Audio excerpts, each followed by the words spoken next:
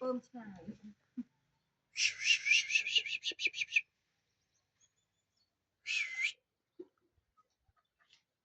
là một khai nó ăn này.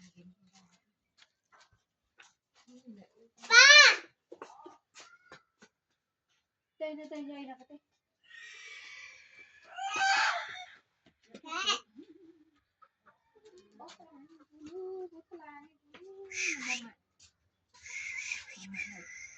Tần buộc kinh có ổn không?